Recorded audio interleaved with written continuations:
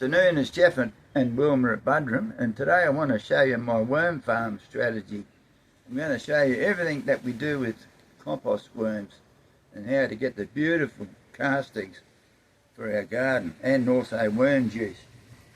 Now, this is my biggest one at the moment. The real big one sprung a leak down the bottom twice, and I repaired it, and it's sprung a leak again, so I'm not using that one. This is just one that someone gave me. So this is just the normal can of worm farm. Now I'm just going to show you. Now it's due to feed. I'm due to feed it. I'm just going to pull this back and show you. Oh, can you zoom in on that one? My goodness. This is what I'm looking forward to showing people. Look at that. So, see that there? Yeah. That's a rat tail. Yucky. We caught a rat today. And is that from today? Yeah, we caught it last night, rather. And so the rats go in here as well. I buried we caught a real big one about 10 days ago, and he's laying in there under all the stuff. Now, I'll just pull this back. You can see oh my goodness, all the worms there. Now, apart from worms, we've also got black soldier fly breed up in here as well. So they're mainly in the middle. So they break down the stuff in the middle, and then the worms work towards the outside.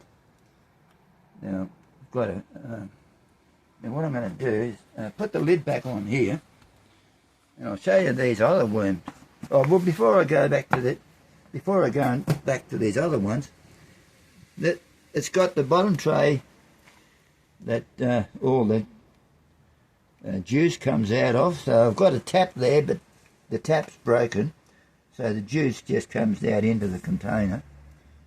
And this one here, I keep it empty, and then I start putting stuff in the top one, and then the worm castings will go down into this empty one. And I'm probably due to do it I'm basically due to empty this one out now. Yeah, you need to put another dish under there. Yeah, I've got to empty the juice out. Now these are my smaller worm farms. I'll show you this one, for example. So this has got 3 buckets, and I have I put you can see here, this one might not be as impressive. Quite a few worms in amongst. There's a lot in there. Yeah, quite a few worms in there, but look at them. Not as impressive as. Oh yeah, there they are. Yeah, now this one's got quite large holes in the bottom of this top bucket, and a lot of worm castings go into that bucket, and there's small holes in the middle of the second bucket, and then the juice goes down. The juice goes down into the third one. Oh, okay. That's all the worm castings. Worm juice. You got worm juice, worm castings, and then worms. So what I'll do, with these, not all the castings go into the castings bucket. So what I do is empty this top part out, take the top part where most of the worms are, into one bucket, and then empty the castings out of the bottom part and into another bucket, and then I put it in my garden. Now I'll just put this back. And so all these little worm farms are much the same. So now I'll show you. When I did my dragon fruit update, the first one, I showed these dried up, shriveled up. I showed these shriveled up flowers that hang off the dragon fruit, and I mentioned how that I'd reconstitute them. And like when I said you reconstitute them, somebody would be forgiven for thinking that I was going to say that we use them in our cooking, but no. So we reconstitute Well, you them. can eat them, I'm not. So we come over here. So these are reconstituted, and I just drain the water out, and I've got a bucket here somewhere with holes in it. Oh, there it is. Oh yeah, there's a cleaner one here. Just take that out. So what I do is I've got a bucket here with holes in it. So I just take them out and let the loose water drain out of them, and then use it for the worm farm. In the worm farm. Now, same thing happens with this other stuff. So over here, you have to come around, woman. Over here, we've got grass clippings. These have been soaking in water for about 3 weeks. Now, you can see here, these grass clippings have been soaking for 3 weeks, and I'm just going to turn it over. Now what happens is the fermentation takes place, and the heat comes out of it. It takes the heat out of it. And so I do the same thing with this. I put that in the bucket with the holes in it, let the loose water run out, and then I give that to the compost worms. And they love it, don't they? They love it, yeah. They'll be, yeah, see, by the time, if you let it go for 3 weeks, it doesn't, all the heat has come out of it. And when you give it to the worms, I'll just get this other bucket.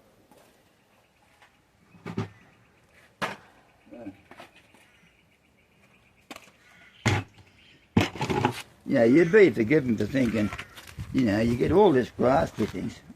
Why would I bother with those dragon fruit flowers? But I suppose you just do it because you can. You just feel like you're making use of everything. Now, don't let me forget to talk about our vegetable scraps. Now, well, that's probably enough to put on the big worm farm. What I'll do is just get a whole bucket full and go around to all those small ones, and then just top them all up. So we'll go over to here.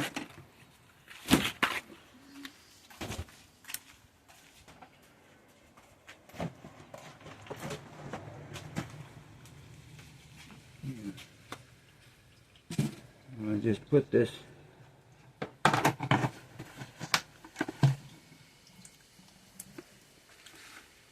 over there. And that puts another layer over the rat. No,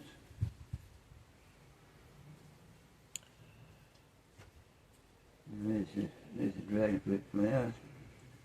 I don't like looking at those rats. No, I don't either. I'm glad you deal with it. Actually, the things that clean up the rats more are the black soldier fly larvae. Yes. Yeah, they'll eat the rat in about a week. In 1 week, it'll be gone, just back to bones. So, there's that. Now, what I do now, I've got here some wood ash. So this is out of our fire. So wood ash is really good. It's so to make, you can use wood ash in the place of lime. So I'll just put a sprinkling of this wood ash that's filtered wood ash out of our fire from last winter. Put that over, and that's ready to leave them for a bit. Actually, around the outside here, sometimes you see clusters, white clusters there. Yes. They're eggs from the Soldier black soldier flies. fly. Yeah. Yeah, black soldier fly eggs. Right. Yeah. Also, in another bucket over here, I think I can find it. This bucket, excuse me. Yeah. This. No, not that one. Oh, Jeff, this is... I think it's in this one. Oh, here it is. In this bucket I've got a few remnants of eggshells. So what we do with the eggshells... Oh, they're the ones I powdered. Yeah, so what we do with the eggshells, we can make another video of that, but we put the eggshells in the oven for about 20 minutes at about 180 degrees, and then we put them in the blender. We've got a Thermo Chef blender, so I put them over the compost worms as well. So we've got more. Hey. So I've got more to tell. I'm not finished yet. Yeah. Now, with our household scraps, we put anything that will break down to fine worm castings, I put in the worm farms, and anything that won't break down into fine worm castings, I put in buckets. I won't show that, but I put in separate buckets, and we put them through the mulcher. So, well, you can bring the camera around and show the mulcher. So we've got this 6 horsepower. We've got this 6 horsepower Massport shredder, and so you can see this. What the that's what it turns out like. So we mulch the sugar cane, the stuff that we mulch down the sugar cane that we don't after we get the juice out, and all the leaves as well, and we mulch that with all the household scraps that won't break down into fine worm castings. And over to the right, I'll show you what I want to do with the worm castings. Now, right here, I've got 2 rows of ginger. If you bring the camera around here, you can see how the ginger is out of the ground. You can see how the ginger's all out of the ground. Yes. So what I want to do with the worm castings is put a good amount of worm castings around all the ginger, because there's another 3 months of growing to go, and then put a heap more. So you can see over here there's some that are well and truly out of the ground. See, they're well and truly growing out of the ground. So I'm going to put worm castings all around them, and then more mulch. I've got a heap of mulch in the shed. So, all right. Okay, thanks for watching. We'll catch you later. Bye. Bye.